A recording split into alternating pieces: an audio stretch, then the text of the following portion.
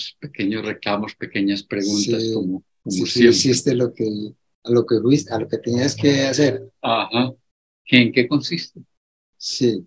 Eh, Bueno, Fernel, ¿nos podrías relatar un rato, el tiempo que tú quieras, tu experiencia como profesor? ¿Qué es ser profesor? ¿Qué es ser un sujeto profesor hoy por hoy y en tu época?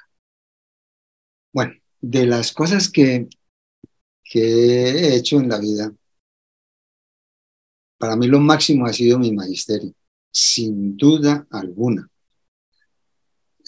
Yo creo, querido amigo, que usted lo siente igual que yo, tener uno, eh, personas jóvenes que se le arriman a uno, que son médicos, sacerdotes, arquitectos, ingenieros, militares, y que le dicen a uno, gracias, Fernel, por haberme enseñado a leer, por ejemplo. Una cosa muy sencilla, yo dicté todo mi magisterio, dicté español y literatura, y el fundamento era mm, enseñarle a los jóvenes a que entendieran lo que estaban leyendo, inclusive mucho más importante que la misma gramática, porque cuando se va a la universidad, eh, considero que la mayor fortaleza es saber interpretar lo que se está leyendo, porque si no, la academia se vuelve como en un martirio, ¿no? Pienso yo, es posible que esté equivocado, pero es muy agradable que un joven ya profesional, con títulos, se le arrime a uno, donde uno esté, con quien esté, diga, gracias, te recuerdo porque me enseñaste a leer, así de sencillo. No, no necesariamente a juntar las letras, sino a interpretar los párrafos, ¿no? A eso me refiero. ¿Fuiste profesor desde qué años, en qué lugares? Sí, toda mi vida ha sido Viterbo, ¿no? Yo comencé a trabajar en el magisterio en 1967 hasta 1999. Mm, Para mis cosas yo nunca he salido de Viterbo.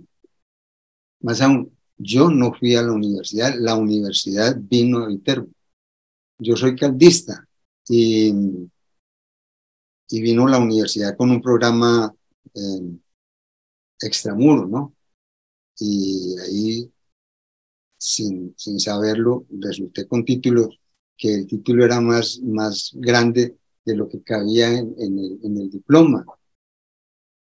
Pero lo hice fundamentalmente porque estaba dándole categoría a mi producción literaria, ¿no? Eso ya uh, aumentó el escalafón y le da uno más cabida en los círculos intelectuales, ya comenzaron a invitarme a pertenecer a la Academia Caldense de Historia, a la Academia Pereirana de Historia, bueno, cosas así, ¿no? Y eso le abrió a uno las puertas. En realidad, aunque sin tener ese título, hay gente que no tiene títulos y que hacen cosas mejores que las que yo he hecho, ¿no? Eso lo respeto yo mucho, ¿no? Pero en realidad, más aún, yo estudié ciencias sociales y yo nunca dicté ciencias sociales, yo dicté español y literatura, ¿no? Eh, Esa ha sido mi vida. ¿Qué Como eso. escuelas? ¿Qué escuelas recuerdas? ¿Qué colegios recuerdas que viste? Ah, no. A ver, primero, yo, yo estudié la primaria. eh, ¿Te refieres a eso? ¿Eso de qué año Eh, estamos hablando? Sí. no. Pues imagínate que yo saqué bachillerato en 1966. Y yo soy lasallista de formación. Y vine y yo hice para esa época, se decía quinto y sexto de bachillerato, yo lo hice en el Colegio Nazario Restrepo, pero yo había hecho la primaria en la escuela Rafael con Boyacá y tuve la oportunidad de dictar 4 años como maestro en primaria en la escuela donde yo había estudiado, en el mismo salón donde yo había estudiado.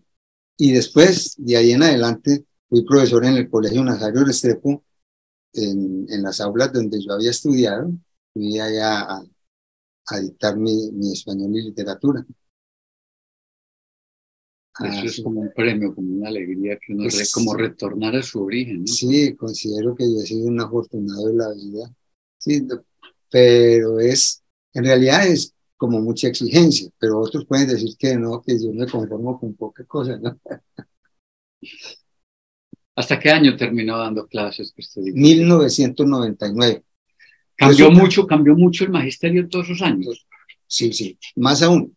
Yo me retiré del magisterio por eso, porque en la década de los 80 llegó una orden a los profesores que ya no se podía dictar orientación vocacional, sino orientación profesional. Y yo dicté orientación vocacional. Por eso yo hice un libro como protesta, que se llama Juventud Siglo XXI, donde registro todo lo que yo trabajé con los alumnos de quinto y de 10 y 11 ahora, en orientación vocacional, pero hubo una negociación con el gobierno y entonces comenzaron a proliferar las facultades de sexología de los peces, la psicología de las plantas y no sé qué cosas. Entonces hubo una negociación con los de turno y era para promocionar las facultades. Entonces no importaba que el joven no naciera para tal cosa, pero la carrera de moda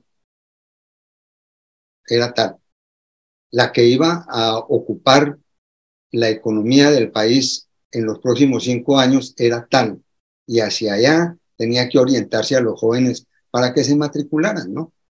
Entonces, a mí me pareció eso, más aún yo tuve el regalo de Dios, del regalo de la vida, y es que en una fecha, uno de los presidentes de Colombia quiso hacer el regalo a la mamá que haya sido maestra, y entonces lanzó un decreto, pero no por favorecer a la mamá, que ya estaba pensionada, sino por darle un regalo a la mamá, un decreto donde quienes llevaran 15 años trabajando ese año podían pensionarse a la edad de 50 con las dos pensiones. No fuimos muchos, pero yo entré ahí en ese grupo. Y por eso yo me retiré siendo relativamente joven. Mi rector, yo me había inventado una materia para el colegio porque para esa época ya no podían existir en los colegios clásicos, sino que se necesitaba un énfasis. Entonces yo me inventé una materia, otra de mis locuras, eh, eh, rotulación y fundamentos de publicidad, donde le enseñaba yo de sexto a 11 a los jóvenes 1 hora semanalmente a hacer publicidad, cómo vender publicidad, y eso estaba dándole a los jóvenes más aún. Tuve el gusto de, con el correr de los años, 2 de los jóvenes vinieron a entregarme el título en la universidad porque se habían graduado en la universidad estudiando cualquier otra cosa, pero habían puesto en práctica lo que yo les había enseñado, y era que los fines de semana se iban por los barrios y en una tienda veían un aviso, y entonces el estudiante le decía al dueño de la tienda: vean, yo le puedo hacer este avisito, le vale 5.000 pesos, le vale 10.000 pesos, ¿no? Y así dos estudiantes, y no decirme, yo me sostuve en la universidad con eso, haciendo publicidad los fines de semana, sábados y domingos. Esas son las cosas de lo que hablamos ahora. Esas son las pequeñas, grandes cosas de la vida, ¿no? Que lo llena uno de satisfacción. También le decía ahora rato que muchos me toman a mí como que soy conformista. Yo me siento feliz con las pequeñas, grandes cosas de la vida, como decía Santa Teresa de Jesús. Pero una persona que hace tantas cosas, que se dedica a tan distintas actividades, a promover la cultura del pueblo, a promover la historia, no a promoverla, a rescatar la historia, Sí, a rescatar su mundo escritural, su mundo musical, se podría nombrar conformista. Pues eso es lo que piensa la gente, yo pienso lo contrario, ¿no? Yo soy un luchador, ¿no? Más aún, yo nunca me he sentido, no, nunca me he sentido más de lo que soy. Creo que he sido maestro de la educación. eh, He procurado centrar a mi hijo, que es, para mí es lo máximo que yo he hecho en mi vida, mi hijo, ¿Cómo se nos llama? ¿Cómo se llama nuestro hijo? Diego Enrique Ocampo Loaiza. Sí, Profesor de la sí, Universidad de sí, sí, sí, sí, Manizales, sí, decano. sí, sí. Esa es mi máxima satisfacción, ¿no? Por encima de cualquiera de las otras cosas, ¿no? Que me siento muy bien, no me siento más, ¿no? Más aún, le comentaba que en estos días vinieron a entrevistarme, a decirme qué se siente con fama. Yo nunca me he sentido con fama. Bueno, la fama no se siente, la fama se la crean a uno de allá para acá. La fama se la crean a uno de allá para acá. Uno de aquí para allá tiene que ser muy aterrizado porque ese uno no tiene otra lectura más que poder llegarle uno a los demás. Si eso produce dinero, pues hay cosas, hay muchas cositas para comprar, pero eso no, el dinero no lo es todo, es la satisfacción de ver que hay una gente que le pide a uno una canción que uno ha grabado, hay gente que quiere tener un cuadro que uno ha pintado, la gente que compra los libros que uno escribe, ¿sí? Eso es satisfactorio, pero eso, la fama no se siente, ¿no? Fe- La fama no se siente. Fernel una vez, Fernel, hace ya como un año que estamos visitándolo Sí, para entrevistarlo y vinimos a preparar una entrevista y terminamos fue viéndolo cantar a él y a su hijo, todo un espectáculo de lo cual vamos a hablar más tarde, todo llega a su momento. Y es que Fernel nos contó en aquella ocasión de un profesor que se dedicaba a algo más que dar clases. Era que sacaba 5 o 10 minutos a enseñarles cosas siempre. prácticas para la vida. ¿En qué Sí, sí. consistió esa experiencia? Precisamente, ese es el libro de Juventud Siglo XXI, ¿no? Que yo nunca dejé de dedicarle, según, porque los alumnos podían alargar el tiempo, pero nunca dejé de hacerlo al principio de la clase, hablarle a los muchachos de cómo, por ejemplo, pero eso me lo enseñó a mí un gran maestro de vida, que normalmente que uno no tiene la razón porque hable uno más duro que el otro, ¿no? Mm, Que, que normalmente quien en una discusión ve que está perdiendo es el que alega y el que eleva la voz, que uno no debe discutir de un tema que uno sabe con una persona que le demuestra a uno que no sabe lo que está diciendo. Entonces eso es perder tiempo, porque la otra persona querrá demostrar que uno está equivocado. Pero si uno está seguro de lo que está diciendo, ¿para qué perder el tiempo, no? Entonces, cosas como esas, como que uno debe vestirse bien, así no sea adinerado, pero con lo poco que uno tenga, presentarse bien, eso es muy importante. Tratar bien a las personas es muy importante.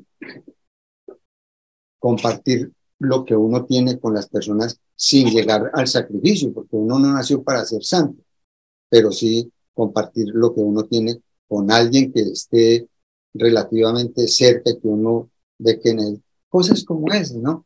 Eh, mantener, mantenerse uno bien, procurar ampliar el lenguaje.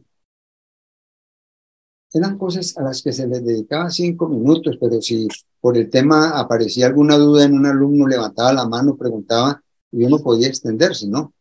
Pero era eso, otra clase. Esa es la pedagogía lasallista, ¿no? Que es una pedagogía semipersonalizada, que es donde uno detecta para qué es bueno el alumno y darle uno ánimo para que se enriquezca en eso, ¿no? Considero que yo soy producto de eso, ¿no? Que tuve maestro. Hoy día, la palabra maestro está en desuso. Ya a la mayoría de los que están trabajando en secundaria y en primaria les gusta que les diga profesor, más aún, se ha ido deformando a tal punto que ya los muchachos no le dicen profesor, sino profe, ¿no? Pero si uno le dice maestro a un fulano, hasta a veces se ofenden, ¿no? No, no, yo soy profesor, ¿sí? Pero el maestro va más allá. El profesor informa, el maestro forma. Son palabras parecidas, pero que quieren decir algo muy diferente una de la otra, ¿no? Entonces el maestro no solo informa, sino que fundamentalmente forma. Eso hace que tengamos buenos ciudadanos, porque muchos profesores tienen alumnos que son abogados, arquitectos, pero resulta que esos alumnos que son abogados, arquitectos, médicos, muchos de ellos están en la cárcel. ¿Por qué? Porque tienen muy buena información, pero muy poca formación. Esas condiciones las aprendiste con ese profesor, leyendo también. Sí, sí. Don Ruperto Morales, él me enseñó a mí en quinto y sexto de esa época, de la década de los 60. Y entonces, cuando yo terminé mi bachillerato, comencé a trabajar y comencé a comprar las revistas Selecciones. Y comencé a leer y un día me encontré un tema exactamente como él lo haya tratado. Yo comencé a coleccionar las revistas Selecciones y comencé a leer Selecciones y me encontré con el correr una segunda revista con un tema exacto como era. Entonces, conclusión, don Ruperto nos enseñaba lo que él leía en la revista Selecciones de crecimiento en valores. Y me puse a la casa y encontré todos los temas que él nos había dado. Me encontré Selecciones, entonces yo hice el libro Juventud Siglo XXI, donde le doy el crédito a la revista Selecciones de Andrea Díaz, pero sintetizo la información, creo unos cuestionarios y ese libro se trabajó muchos años en colegios de Caldas, Risaralda, Quindío, El Valle, ¿no? Y se vendió, muchos libros de esos se vendieron, ¿no? Ya, pues el libro hace muchos años y ya un libro de eso no va a funcionar en un colegio, ¿no? Ya, pero en esa época sí. ya, ya está pasando al segundo campo, el profesor Ocampo, y es a su literatura. Sí, Si recuerdas cuál fue el primer libro, claro, cuántos años tenía, qué lo motivó a escribir eso. sí. De una manera singular, el primer libro que iba a publicar se titula Mi música colombiana. Terminé mi música colombiana y fui a promocionarlo. Y resulta que el libro no gustó. No, se tema, tal cosa. Pero yo estaba trabajando otros dos libros de una manera simultánea, uno sobre música argentina y otro sobre música latinoamericana. Entonces, un amigo del Valle llegó a la casa y yo estaba escribiendo y me dijo, ¿qué, cómo te está yendo? Le dije, no, hombre, muy mal porque terminé el primer libro y no me lo aceptaron, hermano, que ese tema no es importante. Dijo, pero vos estás haciendo uno sobre música latinoamericana y sobre música argentina. Me dijo, ese hermano, haga el de música argentina, que era el mismo formato del de mi música colombiana. Yo, pues desanimado, me dio por terminarlo y lo terminé y me fui a la misma editorial. Yo era el tema que traigo. Ah, este sí es un libro que se va a vender. hagámoslo. Entonces, el primer libro que yo terminé fue Mi música colombiana, pero no me le prestaban atención. Y me le prestaban atención a Mi música argentina. Y se vendió. Entonces, el siguiente libro fue Mi música latinoamericana. Y ya de tercero, porque ya me habían dado alguna publicidad los periodistas de la farándula y todas estas cosas, ya me aceptaron Mi música colombiana y ya, ese fue un despegar y de ahí en adelante ya todos mis libros son didácticos, ¿no? Yo no escribo novelas, yo no escribo cuentos, eh, yo no soy poeta, yo hago canciones, eh, y eso le ha ido gustando a la gente, no a muchos, pero a los que les gusta, eh, la aceptan con cariño, ¿sí? No hay la menor duda. Previo, nosotros estuvimos comiendo, como ya dije, son varias veces que fue la segunda vez que hemos venido a Sí. conversar y siempre cuenta historias fantásticas. Pero aquí a mí me ha contado una que me gustaría que nuestra gente en América Latina, en Hispanoamérica, como nos lea y quienes están interesados en escribir libros, escuchen. Algunos de esos aprendizajes pueden servirnos. Sí. Tú tienes una historia de 7 escritores que te convocaron Así. porque publicabas tantos libros. ¿Y cómo fue el asunto? Sí, en mi comunidad, ¿no? Entonces, me dicen, no, hombre, Fernel, vos que publicas libros como Cambiándote los calzoncillos, y ya llevaba como 8 libros publicados, pues ¿por qué no nos ayudas? Y yo, claro, hermano, con mucho gusto. Mañana nos encontramos en tal café y ese día me llevé 7 hojas y 7 lápices. Les dije, bien, comencemos. Lo primero que hay que hacer es terminar el libro. Se dieron, ¿no? Es decir, hay que terminar el libro porque es posible que uno le eche el cuento a un fulano, le guste y le diga a uno, tengo con qué, hagamos el libro. No, pero es que no lo he terminado. Y uno no sabe cuánto tiempo se demora para terminar el libro. Entonces el personaje se gasta la plata. Ya cuando uno lo termina, hermano, terminé el libro, hermano, ya me gasté la plata. Ya le ayudé a otra persona en otra cosa. Entonces, lo primero que hay que hacer es terminarlo. Segundo, hay que hacerlo revisar. Revisar de 2 conocimientos. El conocimiento epistemológico. La persona que conozca sobre el tema. Por ejemplo, el libro de tangos. Lo tienen que leer personas que sepan de tango. Así no tengan títulos, así escriban vaca con B larga y con H en la mitad. Y no importa, pero saben de tango. Saben quién fue Alberto Podestá, Jorge Valdés, Gardel, Magaldi, Corsini, y uno puede que haya escrito algo y dice, hermano, revise esto porque esto no es así. Ese es muy importante.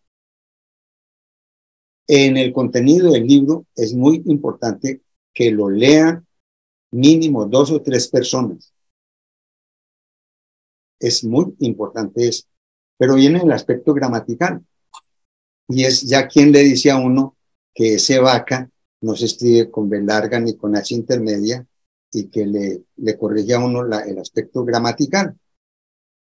Que le dicen a uno, vea, aquí en este párrafo usted está diciendo 3 veces la misma palabra, búsquele sinónimos a eso, ¿no? Para que no le cambie el sentido. No hay necesidad de eliminar el término, pero búsquele sinónimo. Ese es muy importante.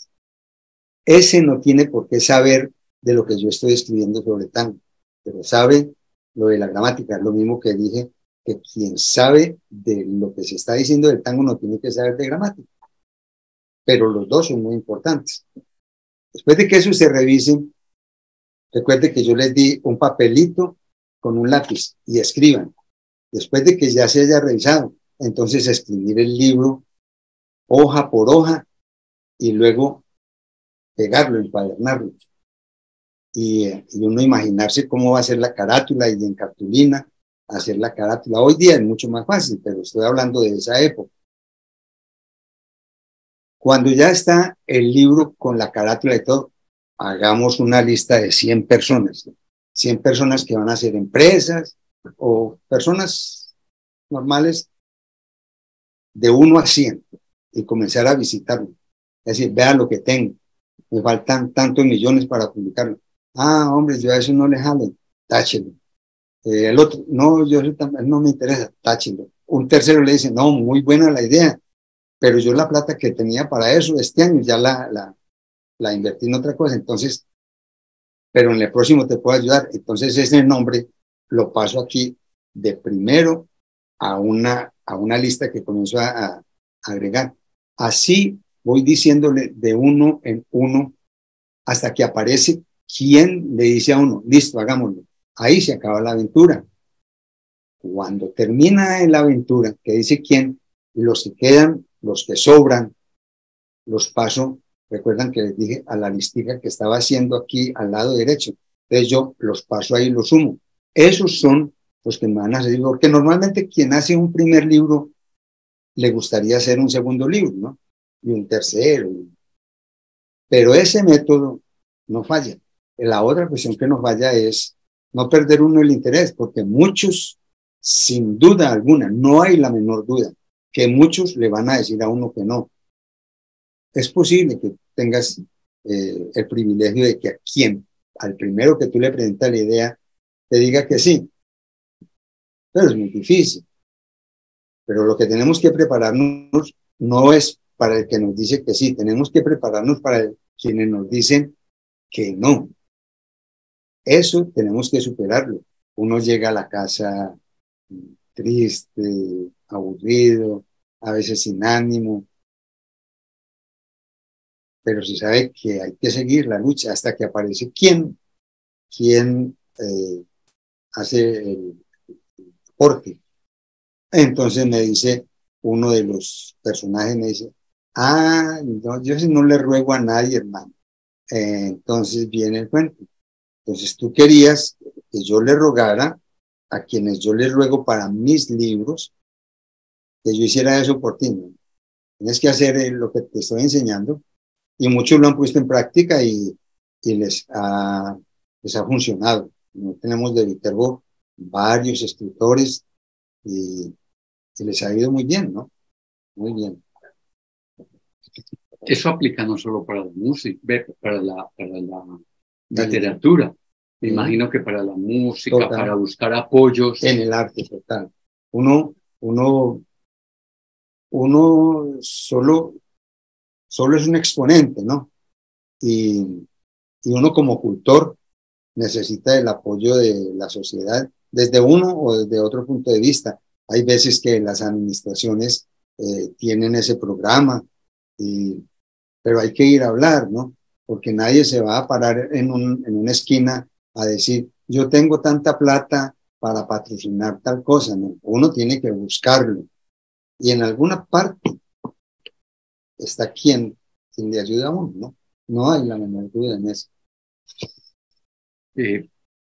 Pernell, esa es una expresión que a mí me encanta. Yo la tomé para algunos pensamientos que siempre estamos escribiendo, quienes estamos en este medio, siempre estamos escribiendo, siempre estamos haciendo algo para nosotros y para los otros. Y es, en algún lugar del mundo, alguien que te va a escuchar y te va a ayudar a resolver el problema, no solo literario, de salud, de cualquier orden. Siempre hay alguien, ¿no? No hay la menor duda. De eso no hay la menor duda. Solo que muchas veces uno se encierra en un pesimismo, ¿no? Nadie me ayuda, pero si yo me encierro a pensar, me encierro en mí, no, esto nadie me va a ayudar, no le cuento a nadie, nadie va a venir a decirme, vení, que yo te quiero ayudar. ¿En qué? ¿En qué te quiero ayudar? No, eso no va a pasar nunca, ¿no? Así se llame García Márquez, necesito de alguien que fuera a tocar las puertas por él, ¿no? Total. Tengo un libro de García Márquez y necesito que me lo publique, pues tienen que ir a tocar puertas. Claro, ¿no? Sí, y mire. Que aquí no lo hace García Márquez, sino uno mismo que no tiene todos los medios, ¿no? Exactamente, mire la señora cómo le ayudó a él en su proceso para despegar en el campo de la literatura, ¿no?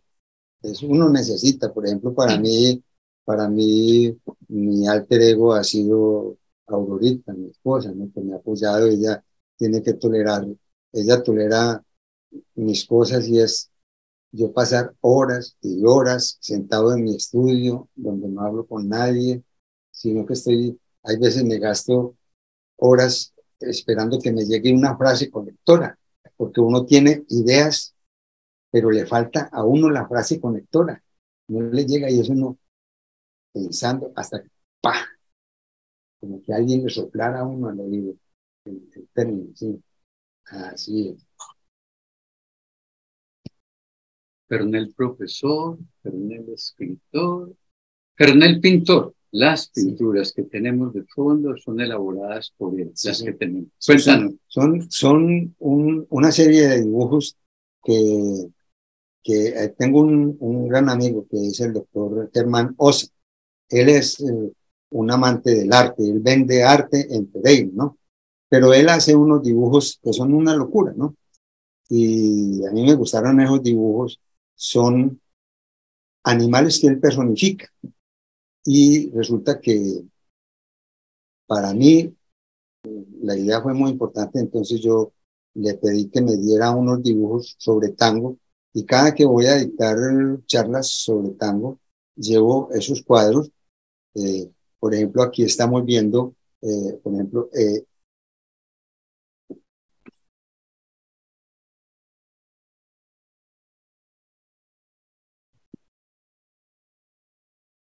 por ejemplo, aquí estamos viendo esta es una cancionista, es una mujer que canta tango y mire que abajo hay un público que es la cara de un hombre y un sombrero que está al pie de un farol, ¿no?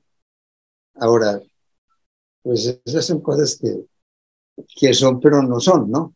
Uno dice que es una cantante con un público que está asignado en el personaje, en el personaje que está ahí. Y aquí a mi lado, mi lado, hay una pareja de baile con un bandoneonista. Son, pero no son, ¿no? Esa es una locura de él, que él me hace los dibujos, yo le doy el crédito en las exposiciones.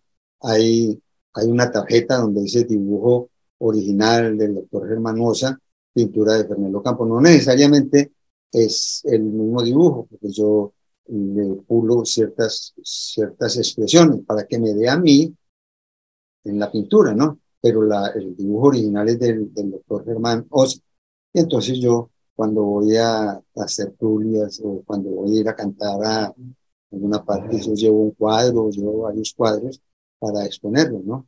Y eso le gusta a la gente, esas son cosas buenas para que la gente lo pase bien, ¿no? ¿En qué lugares del mundo tienes pinturas? No, hay lugares fuera de Colombia que los alumnos, los amigos quieren tener los cuadros y los llevan, ¿no? En distintas partes, la gente sobre todo son los alumnos y la familia, ¿no? Casi que como por darle coba a uno sigue haciendo la misma vaina, ¿no? ¿En qué lugares recuerdas en mi país? Sí, no, tengo estudiantes en Estados Unidos, en Londres.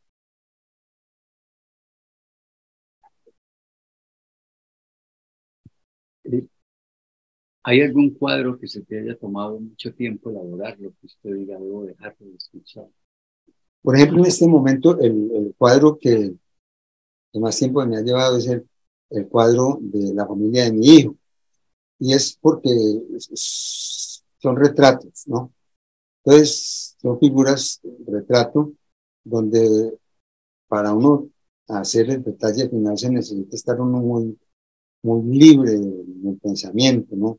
Para que les llegue a uno la inspiración y tocar, encontrar la pincelada final, ¿no? Para determinar el retrato como tal, porque por ejemplo los cuadros que estamos viendo son de libre interpretación. En cambio, quien está viendo un retrato, inmediatamente va a decir si son o no son.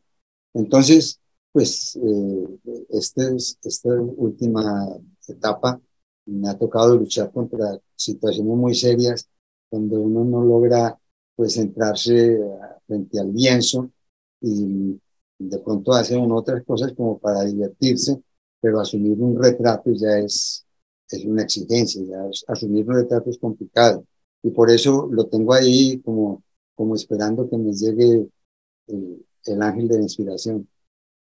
Pero ya está próximo a terminar, ya muy próximo a terminar. Solo faltan los pincelazos determinantes, ¿no? Pero, pero sí hay que hacerlo con mucha curia y mucha responsabilidad. Los detalles. Sí, El Fernel, profesor, escritor, pintor, y el Fernel que ama y le gusta narrar desde Viterbo y rescatar la historia de Viterbo. sí, he sido, bueno, ya es un término que ya hemos utilizado varias veces. Sin duda alguna he sido un privilegiado, ¿no? Y no sé por qué la gente cree el cuento que yo les he hecho, ¿no? Y entonces hay personas muy interesantes que hacen eco a lo que uno les dice.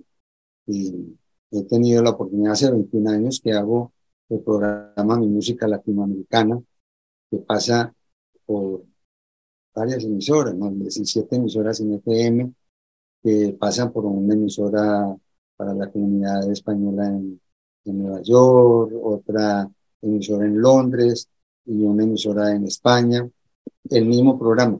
Pero ese programa lo hago yo, mmm, pasa por Nocturna RCN. Nocturna RCN eh, es un programa que es mundial, ¿no? Hay 130 emisoras que de las 10 de la noche a las 2 de la mañana transmite Nocturna RCN de los doctores Julián Parra y Diego Reyes. Y de una manera singular, ellos me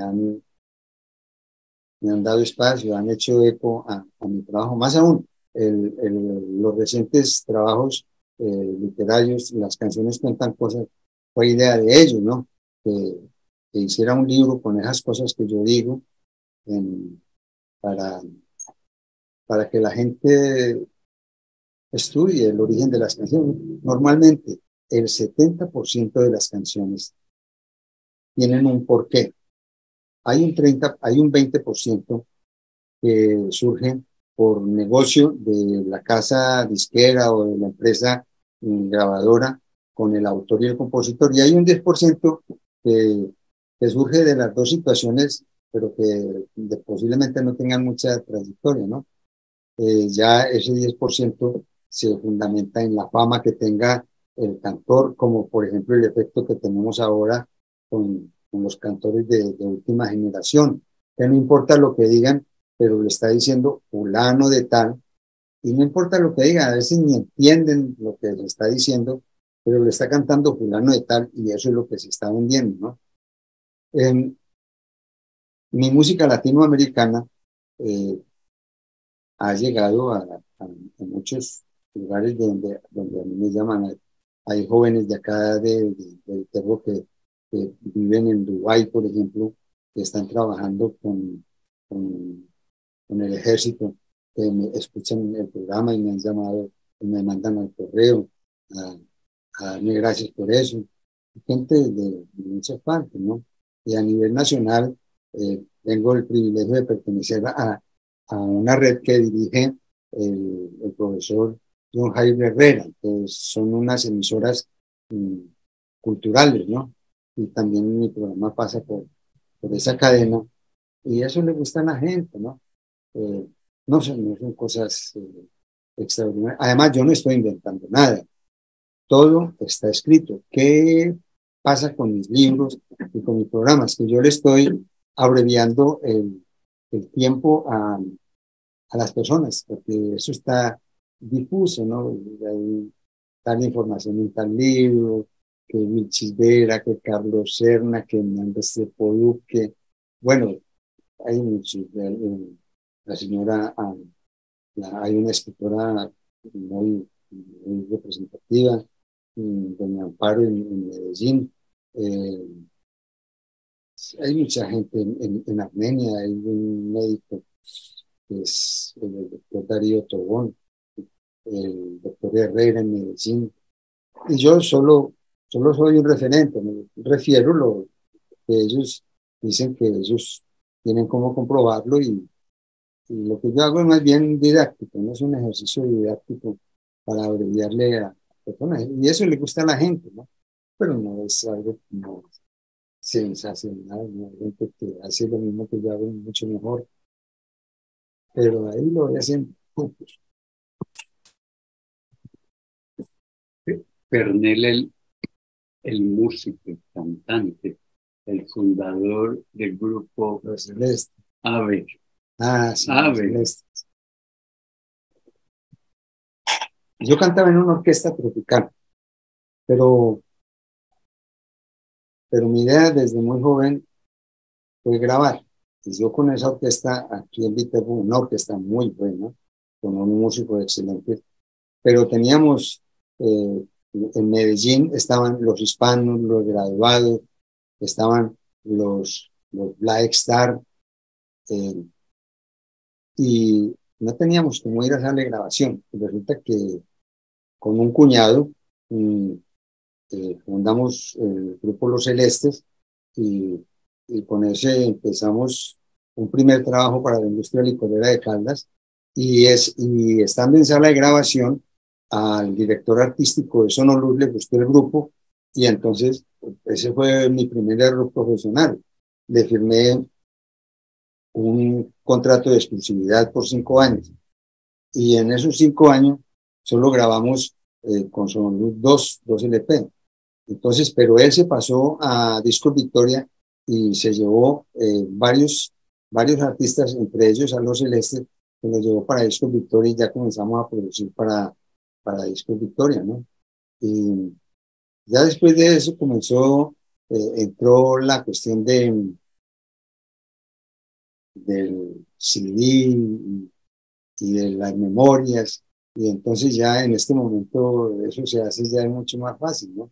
Y es sino contratar con una casa de disque, con un salón de grabación que maneje bien el cuento y le hacen a uno los arreglos y la cuestión de orquestación y uno mete la voz y ya se hace mucho más fácil.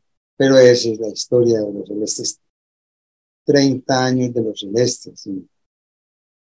¿Qué hay de ellos? ¿Quiénes lo Hay, conformaron? hay dos formas de decirlo, lo que vean.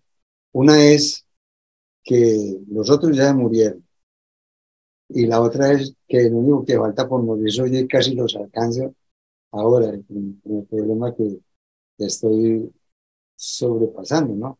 Porque todavía pues estoy en el proceso evaluativo, pero casi los alcanzo. Estuve por allá por esos lados. Y son dos formas de decirlo, ¿no? Ya celestes, ya. Además, yo tuve los celestes un tiempo más, pero me cansé de pelear con los músicos que no les gustaba el ensayo, no, eso ya así como está, así sale. Eh, y eso para mí, no. Para mí la disciplina en el arte es el respeto a quien va a recibir la expresión que uno quiere demostrar. Hay que respetar la comunidad, hay que respetar el público, hay que respetar al lector, hay que respetar a quien está disfrutando de lo que uno está haciendo. Entonces, no porque uno lo haga, eso está bien, no, hay que pulirlo al máximo. Y por mucho que se ensaye, se llega a momentos en los cuales se cometen errores y eso le pasa a todo el mundo, ¿no? A todos, a Shakira, a Vives y al cantante más modesto. Se falla por mucho ensayo que tenga, ¿no? Entonces yo me cansé de eso y cerré ese ciclo profesional y ya me dediqué, fui a cantarle eh, a mis amigos o, o a alguien que quiera que uno le cante, pero que le pague lo que uno pide. ¿En qué lugares cantaron los Celestes? ¿En qué casas disqueras grabaron? Así grabamos en Sonolux y en Discos Victoria. No existen ya, ¿no? No, eso ya no existe, no existe. En, hicimos 30 programas de televisión. Empezamos con don Eucario Bermúdez en un programa de tierra colombiana, y luego hicimos embajadores de la música colombiana, y después hicimos programas para la televisión de, del Canal del Valle, con artistas, mm, Lucho Owens. Eh, sí, fue una vida bonita, vida artística bonita, sí. En la música, gran satisfacción en la música. Pero por encima de todo, mi magisterio, ¿no? Algunos proyectan demasiado el nombre de una persona porque ven un cuadro, ven un libro, disfrutan un disco, escuchan la radio, pero para mí lo máximo ha sido mi magisterio, sin duda alguna, mi magisterio. Pero la creación de... ¿Cómo nace la creación de Los Celestes? ¿Cómo llega ese nombre? Ah, sí. Ah, entonces nosotros empezamos como el trío de los maestros. Eran Y profesores. sí, entonces en una fiesta de la Semana de la Caridad, el curita le pagó a los maestros para que les llevaran una serenata a las monjas, ¿no? Y cuando estábamos allá, al terminar o despedirnos, una de las monjitas, estábamos buscando el nombre porque un gran amigo, el periodista Fernando Torres Trujillo de Manizales, nos dijo, pues, ¿no? El grupo de los maestros, eso ya está mm, a nivel nacional con un pianista y unos guitarristas que tuvo él, hay que buscar otro nombre. Entonces comencé a hacer un concurso y esa noche una monjita me dijo, ustedes, me dijo no, le dijo al grupo, ustedes cantan como celestiales. Una frase bonita, que yo llamé al otro día a mi amigo y le dije, hombre, mira que anoche una monjita nos dijo esto, porque no ponemos el grupo Los Celestiales. Entonces mi amigo que era periodista, dijo, hombre, ese nombre no es muy comercial, pero pongámosle Los Celestes. Y yo me comprometo, y en esa época, en la década de los 70, hubo un grupo muy famoso en México, Los Amigos del Diablo. Entonces dijo, entonces yo para una feria de Manizales me traigo a Los Amigos del Diablo y hacemos una gira por Colombia, Los Celestes y los Amigos del Diablo. Eso va a dar plata. Eso nunca pasó, pero la idea original fue esa, y entonces tomamos el nombre de Los Celestes y yo lo registré como mío, ¿no? El nombre de Los Celestes, para ser dueño del balón. ¿Cuántas, cuántas canciones tuvieron grabadas Los Celestes? 111 canciones. ¿Propias cuántas?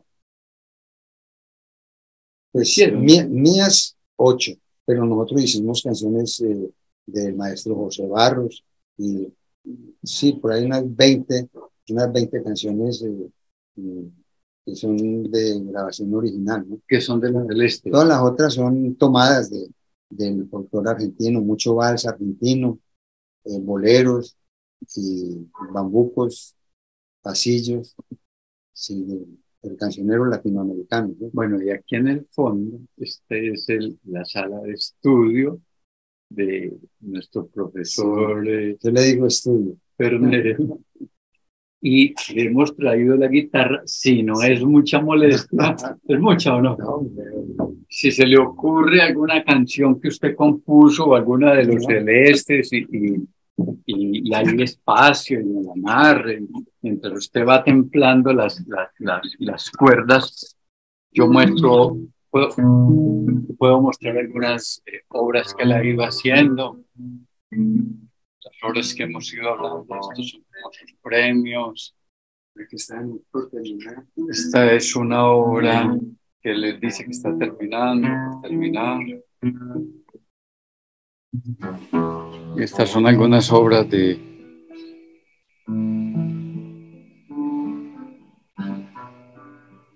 su casa que él nos ha permitido ver. Estas son las que están algunas en exposición.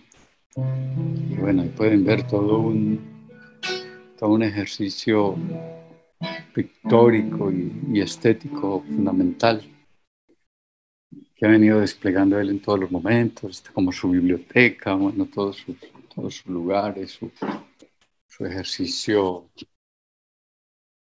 de constructor de espacios estéticos. Y bueno, vamos a escucharle al maestro algunas de sus composiciones, si no, no las cancela el Dejo Canal después. Ese- ese- en realidad, nosotros tuvimos oportunidad de estar al lado de grandes de la canción. Nosotros éramos los teloneros. El telonero es al músico que llevan para probar el sonido, para que el artista de fondo, cuando salga, tiene bien el sonido, está bien estudiada la acústica. Mientras tanto, uno tiene la oportunidad de cantar las canciones de uno. Y hay una canción que fue la que nos dio el nombre a nivel nacional e internacional, pero no vaya desde los celestes. Adoración es un vals de, de la música argentina que la grabó inicialmente el dueto Gómez Vila y que el maestro Francisco Canaro, Gómez Vila la grabó con un ritmo lento, un vals lento. Francisco Canaro hizo un trabajo musical acelerándolo y luego el maestro Rodolfo Biaggi cogió ese arreglo y le metió voces y apareció Adoración, que inicialmente se llamó Ven oh por Dios. Y los celestes tomamos ese de Rodolfo Biaggi que no era conocido en Colombia, pero que un amigo nos lo entregó y lo hicimos para Fino Luz. Y este lo conocen mucho. Seguro que lo han oído. Se ve, más aún en la televisión lo programan mucho. Todos los cantores quieren interpretar adoración.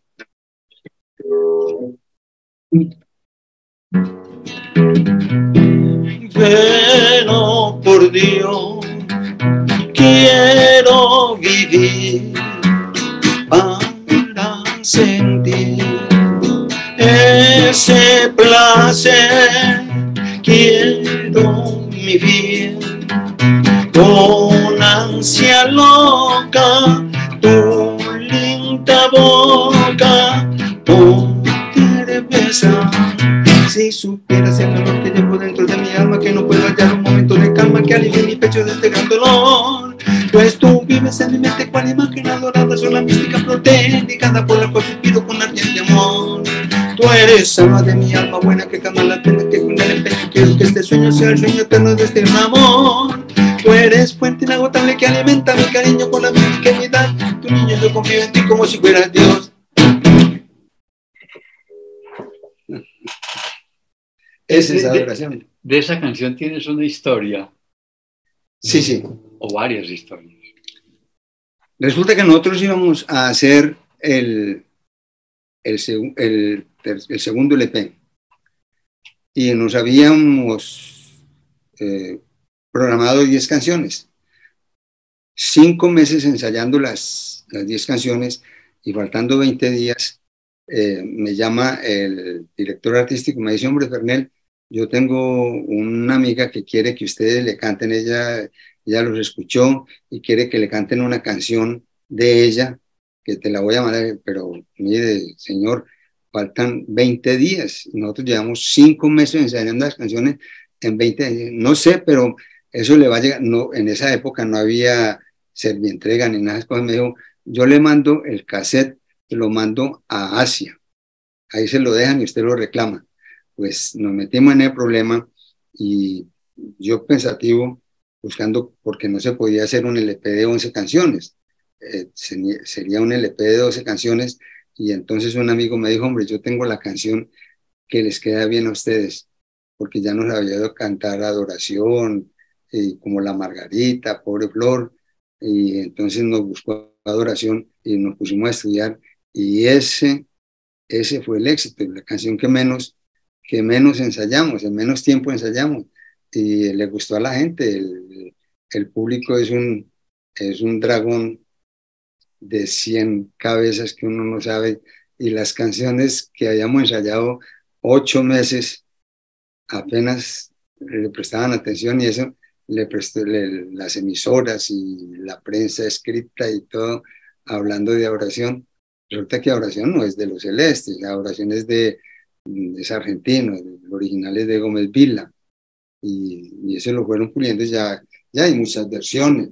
Después de eso hicimos una gira a nivel nacional con los Visconti, y ellos vieron cómo la gente aceptaba Adoración.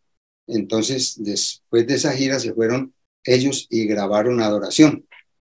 Y ellos viendo que aplaudían tanto pues a los Celeste y que la gente repetía Adoración, a la siguiente gira pidieron que fuéramos nosotros los teloneros. Pero cuando estábamos a salir, me dijo uno de los Visconti, me dijo, hombre, nosotros vamos a salir de primero. Y le digo, pero ¿cómo así? Si no, ya está todo arreglado, el sonido, no hay problema. Y salieron y cantaron de primero Adoración y la gente los escuchó y cuando terminó aplaudieron, ¿no? Pero muy bien, y lo hicieron magnífico, pues mucho mejor que nosotros, de eso sí no hay la menor duda. Pero la gente, cuando ellos terminaron, nosotros íbamos a hacer la salida del medio, pero ellos volvían a hacer otra salida después para nosotros cerrar, o sea que el público salió ganando. Cuando nosotros salimos, la gente, adoración, después de que la hayan cantado los Visconti, así es el público, no, uno tiene que saber cómo asimilar esas circunstancias y no salirse de la ropa. También alguna vez contaste, o la vez pasada, que el disco tenía una suerte de cambio y que ustedes habían detectado que en Colombia, en los distintos musicales y realities, no estaban interpretando la canción original, sino la modificación que ustedes habían hecho. ¿Es así? Pero eso lo hizo ver el presentador del programa. Hombre, Fernel, mira que nosotros tuvimos que tomar como una disciplina, y es, todos los que vienen a cantar a Serenata quieren cantar Adoración, pero en todos los programas no se puede cantar. Entonces, cada 3 o 4 programas se canta Adoración, pero todos estudian la canción que ustedes grabaron. Yo sabía que lo que él estaba diciendo era cierto, pero yo le dije, ¿y como por qué, hombre? Porque todos cometen el mismo error que ustedes cometieron, ¿no? La canción original dice rosa mística, flor delicada. Y como en esa época, para sacar la canción yo tenía que poner la aguja en el tocadisco e ir levantando para escribir, y yo no escribí rosa mística, flor delicada, sino sola mística. Yo entendí sola mística, flor delicada. Sos la mística. Sí, unos dicen, pero es rosa mística, flor delicada. Sos la mística, flor delicada, ¿no? Y entonces todos se la aprendieron con eso. Entonces la conclusión del personaje es válida, ¿no? Porque es un tipo curioso, ¿no? Darse cuenta de eso que nadie piensa en esas cosas. Es un tipo muy cuidadoso, ¿no? ¿Tiene alguna canción la propia que la pueda ahora interpretar o es muy difícil? ¿Lo jodí? Sí. Sí, bueno, está bien. ¿O alguna otra que quieras interpretar? Sí, está bien. Así está bien. Ya, suficiente. Bueno, hemos escuchado la faceta de Fernel como profesor, como escritor, como pintor, como músico. Regalo de la naturaleza. Ajá. Y su hijo me decía, pregúntale, ¿qué es eso de ser papá? ¿Qué es eso de ser padre? ¿Qué es eso? Es un compromiso. Ser papá es un compromiso delicado, ¿no? Porque sin duda alguna, los hijos, a partir de un momento, son la proyección de uno, ¿no? Entonces, uno tiene que ser muy cuidadoso, sobre todo en esos primeros 7 u 8 años, que son los que se registran en la mente, ¿no? Entonces, si el papá le gusta leer, el muchacho después de que tenga 25 o 30 años, por alguna circunstancia, eso es como las cordilleras. La cordillera se esconde y uno dice, aquí termina la cordillera, no, la cordillera sigue y sale por allá adelante, por otra parte, sale la misma. Esa es la vida del ser humano, ¿no? Sobre todo cuando se tiene la oportunidad de compartir pues con el papá y con la mamá, ¿no? Porque Pues yo no tuve oportunidad de ver la proyección de papá, ¿no? Papá murió siendo yo un niño, ¿no? Pero estoy seguro que él donde esté, pues como mínimo, estoy seguro que no lo he defraudado. ¿Y tú, ser papá, qué ha significado para ti? Sí, todos estos roles y estar Para al mí, tanto. para mí es lo máximo, ¿no? Ser papá para mí es lo máximo. Solo que yo tuve la grata fortuna de dar con una excelente compañera, ¿no? Que pues por mucho, por razón de mi profesión, me tocaba irme lejos del hogar, estar 2, 3 días, 8 días cumpliendo compromisos, ¿no? Pero la ventaja, pues que la mamá de Diego es maestra también, ¿no? Entonces, mucho se debe a eso y que la familia, por parte de la mamá y mi familia, pues ha sido una gente muy disciplinada socialmente, ¿no? Que eso juega un papel importante en la vida, ¿no? Entonces, eh, por ejemplo, Diego nunca tuvo la oportunidad de ver que llegaran unas, unas comodidades extraordinarias, inmediatas, sin saber de dónde salían, sabiendo que papá era maestro, que mamá era maestra. Entonces, no había razón para que nosotros tuviéramos excentricidades, ¿no? Ser dueños de cosas que no le correspondían a uno económicamente. Que eso se va sumando, ¿no? ¿Por qué que yo no lo veo que hace tal cosa, tiene acceso a tal cuestión? Hasta que después se da cuenta que es porque lo ha adquirido mal, ¿no? Y eso va pegando, ¿no? Pues yo creo que el máximo rol que pueda tener el ser humano es ser papá, ser mamá. Es- que no se tome así, yo no voy a decir absolutamente nada, ¿no? Pero si a mí me preguntan cuál ha sido su máxima responsabilidad, ser papá.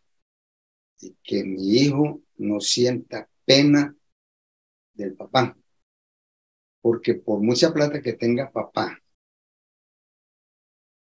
por mucha plata que tenga papá, un hijo va a sentir pena si lo meten a la cárcel porque la forma como consiguió la plata no era. De eso sí no tengo la menor, porque solo hay un algo a lo que uno no le puede mentir, se llama conciencia. Es a lo único. Lo demás uno puede echarle cuentos a lo que sea, ¿no? Y es que y a mí me llueve porque los ángeles me traen. No, no. Lo que se tiene es porque se ha luchado, porque se ha ganado, porque uno tiene un buen sueldo, porque uno está allá, porque se lo merece por el estudio, por las cosas, por el trabajo, ¿sí? Considero que el máximo, hay dos títulos que son inigualables, que es ser buen ciudadano, buen papá, que eso no lo da la academia, eso lo da la universidad de la vida. No sé, para muchos el término universidad de la vida es despectivo. Para mí, no. La universidad, los títulos que da la universidad de la vida son lo máximo.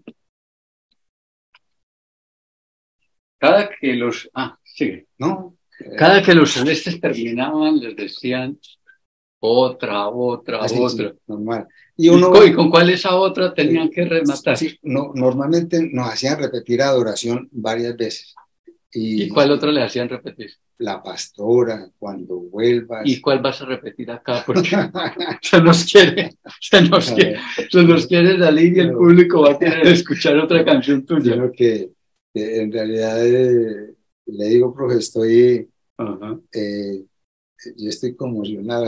Está conmocionado. Sí, yo no me siento normal espiritualmente, porque esto ha sido distinto a todo lo otro. Estoy acostumbrado a que me entrevisten y a cosas así, sí, pero esto es muy directo.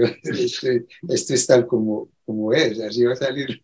Sí, no tiene. Sí, No pero sí le tiene. prometo que le dedico una noche a cantarle a usted. No, a mí no. Resulta que es que nosotros tenemos casi 6.000 profesores en estos momentos en este canal que nos ven en muchos lugares del mundo. Todo lo ven a su tiempo, no es que al mismo momento, pero lo van viendo y lo van viendo. Entonces seguramente alguno de esos profesores va a decir, ¿y por qué no se cantó otra? Porque es que no podemos colocar canciones de Los Celestes porque al mismo nos quitan el canal de... Nos quitan o nos... Sí, suspenden el programa. En cambio, si tú haces una canción aquí que no está grabada, pues ellos no la van a identificar. Es lo que yo estoy suponiendo, porque a lo mejor no hacen. Entonces, alguna que quieras contarnos, así suena un poco pero son muchos profesores que te quisieran escuchar nuevamente.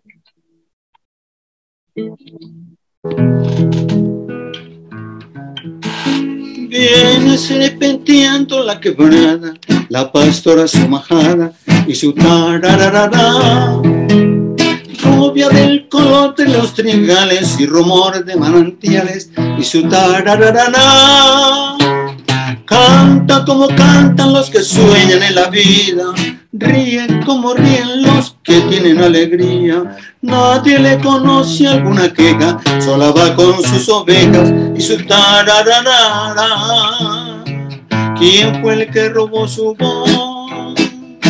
Que ya no se escucha más, solita se ve pasar aquella nube que ovejitas montará. Cuentan en que ya nunca más se le verá por el lugar. Se ha caído al pedregal de donde ya no volverá, porque una estrella la llevó donde se va sin regresar. Se fue sin volver jamás y ha dejado como un rezo su tarararara, su tararara, la la la.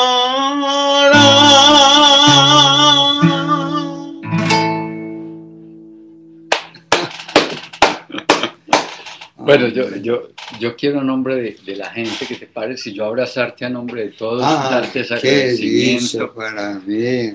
Y agradecerte profundamente a ver, todo. ¿Dónde ponemos esto? Que no nos vaya a caer. Que eso nos vaya a caer, abrazarte. Esa vale una plata. Un reconocimiento profundo y muchas gracias por todo. No, a ti, hombre. Qué bueno, qué privilegio para mí. Espero haber estado a la altura de las circunstancias. Sé que esto llega a un grupo intelectualmente privilegiado y espero estar a las alturas, ¿no? No es una cosa, mi vida no ha sido una cosa singular.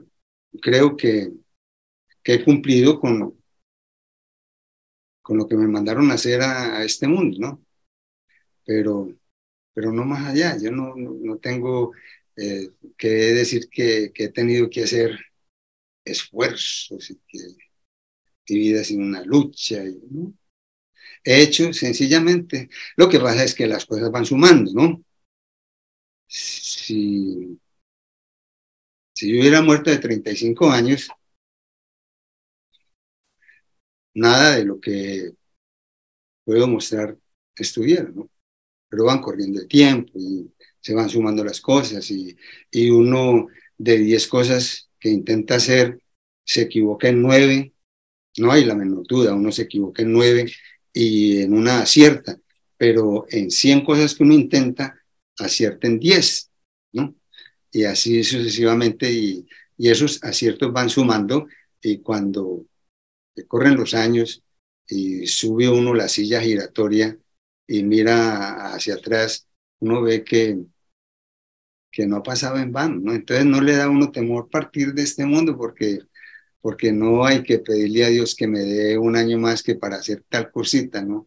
Lo que iba a hacer está hecho, y si el Ser Supremo, la naturaleza, como se quiera decir, me da oportunidad, yo sigo haciéndolo, pero no me he comprometido a hacer cosas extraordinarias, no. Lo que he hecho lo seguiré haciendo hasta el final, no hay la menor duda. Dios te pague, gracias, mi querido. ¿Cómo te has sentido hoy?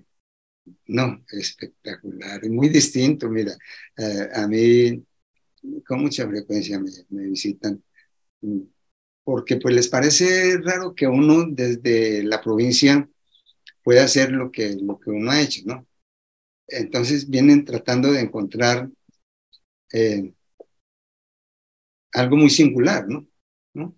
Encuentran un ciudadano común y corriente que no se ha salido de la ropa, ¿no? ¿No? Yo, o aquí en la calle, mi amigo es el embolador, mi amigo es el potero, y para todos yo soy Fernel, ¿no? Eh, Más aún, muchos, diría yo que el 95% de mi comunidad ignora lo que yo hago porque mi proyección está fuera de Viterbo, ¿no? Mis programas de radio, mis libros, eh, mi música, porque aquí hay muy buenos músicos, aquí hay excelentes músicos que me superan a mí en un 1% y la gente está acostumbrada a ello, ¿no? Entonces, pues lo que yo hago es lo que haría cualquier persona que no tiene como ese perfil extraordinario, ¿no? Lo que yo hago es lo que hace todo el mundo que tiene esa posibilidad. Pero, ¿Y cuál ha sido la diferencia de lo que hoy te ha acontecido? no, esto, la responsabilidad es muy grande porque esto es en directo, esto no tiene como reversarlo. En cambio, cuando vienen a entrevistarlo a uno con la grabadora o con el lápiz, le dicen, no, tache, pongamos otra cosa. Como la vida, aquí Sí, no, sí. este programa no hay borrador Sí, como la claro, vida. sí. De todos modos, pues yo procuro ser sensato porque no se puede decir más de lo que es, ¿no? Eh, y yo creo que, a ver, lo más importante de todo esto es el mensaje que uno le puede dar a los jóvenes, ¿no? Que muchos en la vida dicen que no han hecho las cosas teniendo las facultades naturales, no las hacen porque no es que yo he sido pobre, yo no tengo esa plata, yo nunca he sido rico, pero haciendo las cosas que he hecho, la vida me ha facilitado vivir cómodamente, pero nunca pensé que porque no era rico no podía hacer lo que tenía que hacer. Y al principio es muy difícil, pero a medida que uno va produciendo, uno se va ubicando, uno va adquiriendo como cierto escalafón, a tal punto que ya en las cosas preliminares donde uno tenía que promocionarse, ya la gente viene a uno, ¿no? A ofrecerle, mira, hay esto para hacer, tú qué estás haciendo ahora, en qué podemos, ya eso pasa, ¿no? Eso pasa, y eso es muy importante, yo eso es lo que le digo a los jóvenes, que uno tiene que luchar desde el principio, ¿no? Con un agravante, que cuando menos piensa uno, tiene una edad, y a partir de esa edad, si uno no ha hecho, va muerto en la parada. Pero si a esa edad uno ya ha hecho, de ahí para allá uno va yéndose tranquilamente sobre la acción, ¿no? Pero uno con 40 años, 45, no ha hecho nada, va muerto en la parada. ¿Cuántos años tenemos? Yo tengo 75, bien vividos. Casi no los cumplo, pero ahí los estoy cumpliendo. Se le está burlando al tiempo. Sí, la vida. No, es un prodigio, ¿no? No sé si nosotros pensamos, no solo ahora, sino siempre atrás, si pensamos en el prodigio de poder existir en momentos como en los que estamos ahora. Por ejemplo, lo que yo he sufrido, si hace 30 años me hubiera dado, yo ya estaba como ánima bendita, pero ya hoy día la cientificidad, mira, los médicos jóvenes que saben mucho, ustedes jóvenes que tienen 2, 3, 4 títulos universitarios, eso es una sapiencia, ¿no? Y eso tiene una lectura en el desarrollo social, ¿no? Ya hoy día si hace 30 años me hubieran dicho que tenía el problema que me tocó luchar, pues eso era catastrófico. Pero ahora lo primero que le dice a un médico antes de decirle, vea, esto ya es, ya es como que si le diera una gripa fuerte. Hay cómo tratarlo con tales y tales y tales. Vamos a empezar. Lo otro es tener uno una buena compañía. No hay la menor duda que la compañía que uno tiene, esa es la clave de la vitalidad. Y las personas que lo rodean, ¿no? Y una buena guitarra. Ay, una buena guitarra. ¿Cómo que tú me dijiste que siempre salía con... Así, cuando salía, siempre. ¿con qué siempre sales? Con dos cosas en mi carro. Para no tener que acosar o esperar a alguien. Y no tener... Con mi guitarra y con mi mujer para no tenerle que pedir prestado nada a nadie. Sí, sí, así es. Y de verdad que eso es hacer cómoda la vida, ¿no? Eso es hacer cómoda la vida, ¿no? Pero sin duda alguna, querido amigo, para nosotros, una buena compañía es la clave del éxito. Bueno, el Quijote de la Mancha es importante porque va y busca una buena compañía. Sí. Seguramente para los judeocristianos, el caso de Jesús y sus apóstoles es una búsqueda de una buena compañía. Sin duda alguna. El caso más moderno de Batman y Robin, todos estos son búsquedas de buenas compañías para transitar la existencia. Es lo que tú nos quieres decir. No hay la menor duda. No hay la menor duda. Ante cualquier circunstancia, uno solo, por mucho, yo he tenido ejemplos de vida, por mucho dinero, una persona sola se cansa de no tener con quien compartir las comodidades y los gustos, y se vuelve una vida rutinaria, fastidiosa, ¿no?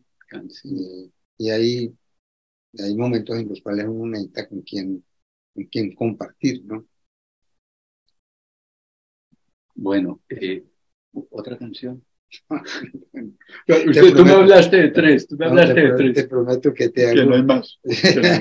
Bueno. Te prometo que te voy a hacer una noche para ti. Muchas gracias. Fernel, agradecerte mucho en nombre de nuestra gente, agradecer todos los conocimientos que me han entregado, toda tu sensibilidad, toda tu belleza del ser, en el sentido del estar contigo mismo y con el afuera, porque cuando hacemos obras estéticas es para el afuera también. Sí. Y yo considero que ese es un aliciente de vida, ¿no? Cuando uno ve que alguien siente satisfacción por lo que uno está expresando, eso le da a uno deseos de seguir viviendo, ¿no? Sería horrible, no sé, sería horrible uno pasar por la vida así como un papel en blanco, ¿no? Pero uno, el día que vaya, de una cosa estoy seguro, que cuando yo me vaya de este planeta, puedo decir tranquilamente, ahí les quedo. Ahí les quedo con mi obra. Dios, gracias, muchas gracias. Espero no defraudarte. No, que vaya, estamos muy emocionados con lo que hemos escuchado. Muchas gracias a quienes nos verán, a quienes van a frecuentar este video. Muchas gracias a ti. Espero llegarles, ¿no? Y muy bondadosos escuchar mis peroratas. Bueno, un hasta la vista, ¿verdad? Adiós. Por siempre estará en mi mente el maestro Ruperto Morales. Ruperto Morales fue un señor que nos enseñó física, matemática, pero él se dedicaba más a enseñarnos al buen vivir, ¿no? Y entonces él dedicaba 5 o 10 minutos a decirnos que debemos, que en una discusión, por ejemplo, no porque se hable más duro se tiene la razón, que normalmente quien alza la voz es porque se siente que está perdiendo. Y la persona que discute con una voz suave, amable, lleva las de ganar, porque eso hasta exaspera al interlocutor, ¿no? Porque no se enoja de la cuestión. Nos enseñó a ser correctos, a ser educados, ¿no? En una sociedad donde en esa época, aquí en mi comunidad, los jóvenes violentos eran muy admirados, ¿no? Y en cambio, pues, los que éramos tranquilos y serenos nos tildaban más bien como de miedosos, ¿no? Y a él le debo yo mucho. Un libro que publiqué se llama Juventud Siglo XXI, es el resumen de las clases que él nos daba, de esos 10 minutos. Resulta que un día me puse a coleccionar revistas de selecciones y leyendo una revista vi un tema y leyendo otra revista vi otro tema y dije yo, este señor ha leído estas revistas, y me puse y encontré todas las revistas donde se tocaban los temas que él nos había tratado, y yo hice un libro dándole el crédito pues a la revista Selecciones, y eso fue un éxito. Cuando se publicó el libro, ese libro se repartieron en los colegios de Caldas, Risaralda, Quindío, El Valle, ¿no? Porque era para enseñarle a los jóvenes el buen vivir. Ese fue mi maestro, don Ruperto Morales.